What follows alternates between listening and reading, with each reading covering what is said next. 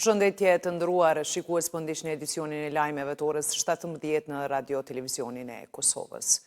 Për herë të 10 sot dështoi konstituimi i kuvendit. Ashtu sikurse të njëjtën, edhe seanca e sotme nisi me votimin për formimin e një komisioni ad hoc për votim të fshehtë, por ky komision mori vetëm 54 vota, kurse një ishte kundër. Në proces votimit nuk morën pjesë PDK, LDK, AK, Nisma dhe Lista Serbe. Kemi 54 vota për, kundër kemi 1 dhe nuk kemi asnjë abstenim. Atëherë obligohem që të ndërpres seancën, sepse s'ka kvorum dhe të shihemi të hënën në orën 10. Pas ndërprerjes së seancës konstituive të kuvendit, deputetja e Lëvizjes Vetëvendosje Donika Gërvalla akuzoi PDK-n, LDK-n, AK-n e Listën Serbe se me mosvotim në seancën konstituive po duan të blejnë kohë. Kryetari i PDK-s Memli Krasniqi tha se partia e tij nuk ka asnjëherë vot për kandidatën e Vetëvendosjes Albulena Haxhiu si kryetare të kuvendit. Ndërkaq deputetja e LDK-s Hykmete Bajrami tha se derisa Lëvizja Vetëvendosje nuk do të reflektoj, situata do të mbetet e njëjtë. Në anën tjetër, deputetja AK-s Time Kadriaj deklaroi se Lëvizja Vetëvendosje po e shfrytëzon kryesuesin e seancës konstituive Amni Dehari për taktikat e saj politike. Blerje kohë për një koalicion të mundshëm, tha se po duan PDK, LDK dhe AK. Deputetja Donika Gërvalla e ka quajtur të pakuptim të refuzimin për të votuar mundësinë e votimit të fshehtë. Kjo blokadë është krejtësisht e papranueshme dhe prandaj irritimi që është shkaktuar nga sjellja, nga blokada e vazhdueshme e opozitës, do duhej që të merret parasysh edhe do duhej që opozita të mos ja mohoj të drejtën e votës deputetëve të saj. Për mua është i pakuptueshëm ky hezitim për të votuar me votë të fshehtë, i cili e shpërfaq mosbesimin që drejtuesit e opozitës, partive opozitare e kanë ndaj deputetëve të tyre. Kjo mungesë e besimit ndaj deputetëve të tyre tregon që vullneti për të bllokuar proceset është i shtyr nga motive të cilat është lehtë, po njëkohësisht edhe shumë vështirë që të shpjegohen. E partitë deri tash opozitare e vlerësuan edhe sot si jo kushtetuese mënyrën se si Lëvizja Vetëvendosje po tenton që kryeparlamentari të votohet përmes formës së fshehtë. Një tentim për ta mbajtur pushtetin me çdo kusht, në mënyrë të palegjshme, jo kushtetuese, në mënyrë të dhënshme, sepse mentaliteti i diktatit është mentaliteti i ish-qeverisë e cila nuk e ka marrë besimin qytetar, por nuk po pajtohet me verdiktin që ja kanë dhënë qytetar. Ne nuk kemi vot për Albulena Haxhiun, e kemi deklaruar që nga fillimi vota jonë është kundër, kryetari i parlamentit duhet të zgjedhet me marrëveshje politike dhe kështu do të vazhdojmë përderisa ata nuk reflektojnë. Dhe nëse nuk ndryshon qasje, kështu do të vazhdojnë dhe faja është Lëvizjes Vetëvendosje. Këto janë taktika të Lëvizjes Vetëvendosje që po e keqpërdorin pozitën e kryesuesit, sepse është zoti Dehari i cili është i Lëvizjes Vetëvendosje dhe i Xhori po punon sipas skenarëve të Lëvizjes Vetëvendosje. Edhe këtë të shtunë, në të 10-ën përpjekje për konstituimin e plot të kuvendit, partitë kundërshtuese thanë se Albulena Haxhiu nuk do të votohet për krye kuvendare as në vazhdimin e seancës të hënën paradite. Pas dështimit të seancës konstituive për të 10-ën herë me radhë, Eugen Cakolli nga Instituti Demokratik i Kosovës deklaroi se lidhur me këto veprime ka shkelje të procedurave.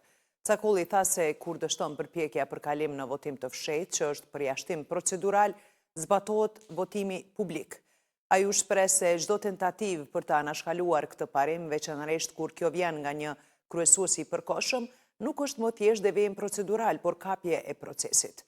Cakolli tha se e drejta e Lëvizjes Vetëvendosje për të propozuar është e padiskutueshme, por detyrimi për ta bërë këtë formalisht është po aq obligim kushtetues.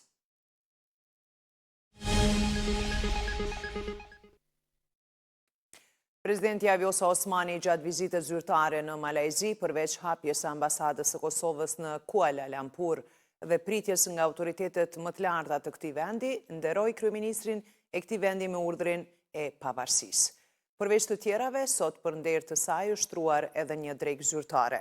Me këtë rast, Presidenti Osmani ka takuar edhe përfaqësuesit e dhomës kombëtare të tregtisë dhe investimeve të Malajzisë, si dhe përfaqësues nga sektori i prodhimit, teknologjisë informative dhe turizmit në Malajzi. Këto organizata përfaqësojnë mbi 100.000 biznese. Presidentja diskutoi për potencialin e madh që ofron Kosova në sektor të ndryshëm, me një klimë gjithnjë e më atraktive për investime të huaja. Media sërbe bazuar në informacione jo zyrtare, po raportojnë se presidenti sërb Aleksandar Vučić ka ndërprer vizitën në Shtetet e Bashkuara të Amerikës.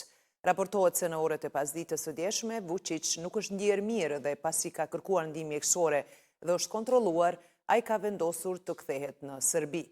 Presidenca sërbe pritet të japë më shumë informacione gjatë ditës. Vučić kishte paralajmëruar se në SBA do të takojë edhe me presidentin amerikan Donald Trump. Siç raportojnë media sërbe, Vučić është pranuar në spitalin ushtarak në Beograd. Në ditën botërore të lirisë së shtypit, Asociacioni i Gazetarëve të Kosovës risolli në vëmendje radhitjen jo të mirë të Kosovës sa i përket lirisë së mediave nga ana e organizatës Reporterët pa kufi. Kryetari i AGK-s Xhemail Rexha në konferencë për media tha se është nevojë urgjente që institucionet, aktorët politik dhe shoqëria civile të hartojnë një platformë të përbashkët për përmirësimin e kësaj situate. Ndër të tjera, ai tha se si hap i parë mund të jetë hartimi një projekt ligji për Komisionin e Pavarur për Media. Ne qëndrojmë si AGK të gatshëm që të adresojmë këto gjetje në bashkëpunim me të gjithë aktorët e përfshirë. Është shumë e rëndësishme që dhe koha e fundit për shkak të kësaj renditje alarmuese që të ketë një fazë të dialogut me të gjithë aktorët që kanë rol dhe që vendosin e mund të ndikojnë që liria e medias të përmirësohet në Kosovë, me këto që e bën shumicën e re parlamentare, me gjitha institucionet e tjera, jemi të gatshëm që të ulemi për të ndërtuar bashkë një platformë, është koha e fundit pra. Dhe testi më i rëndësishëm do të jetë se si do të nisë së bëri një ligj i ri për Komisionin e Pavarur të Mediave nga kushdo që e bën shumicën e re parlamentare. Në ditën botërore të lirisë së shtypit, Ambasada e Britanisë në Prishtinë riafirmon angazhimin e hershëm të Mbretërisë së Bashkuar ndaj lirisë së medias. Me një reagim publik, Ambasada Britanike mbën thirrje që qeveria e re e Kosovës të mbrojë dhe truajë forcën e institucioneve të saj demokratike, duke përfshirë sigurimin e një mjedisi të lirë dhe respektues për gazetarët që kryejnë punën e tyre jetësore. Ambasada shton se një media e lirë është komponent thelbësor për një demokraci të shëndetshme. Kryetari AK-s Ramush Haradinaj i përkujtoi sot masakrat e kryera nga forcat sërbe ndaj civilëve shqiptarë në luftën e fundit në fshatrat Vranić, Bukosh, Savrov e Sopi. Ai tha se në kolonat që po dëboshin drejt të Shqipënisë, 35 shqiptarë u ndan dhunshëm dhe u masakrua në oborin e shkollës së Bukoshit, pa kursyer as të miturit e të moshuarit. Haradinaj tha se kujtimi për ta do të jetë i përhershëm dhe se kërkimi për drejtësi nuk do të ndalet kurrë.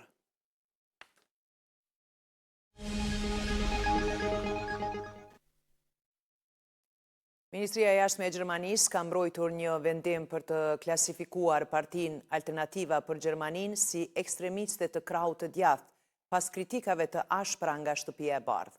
Nënkryetari i SBA-s Vance akuzoi burokratët gjerman për rindërtimin e murit të Berlinit, derisa sekretari amerikan i shtetit Marco Rubio e kritikoi përcaktimin si tirani e maskuar.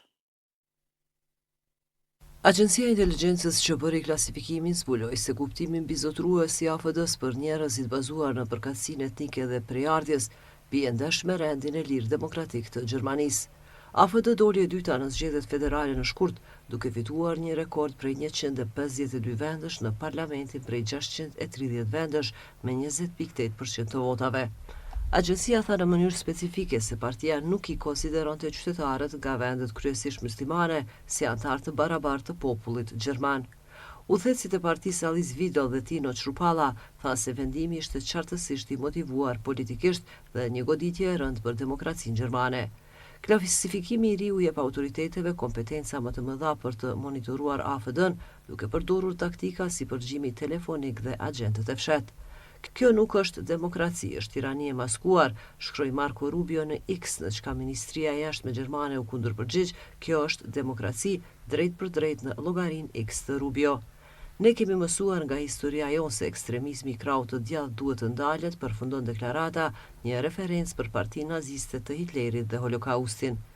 Në kryetari i Shteteve të Bashkuara J.D. Vance, i cili u takua me Vidal në Münih 9 ditë përpara zgjedhjeve dhe përdori një fjalim në konferencën e sigurisë së Mynihut për të treguar mbështetje për AFD-n, tha se burokratët gjerman po përpiqeshin të shkatronin partinë.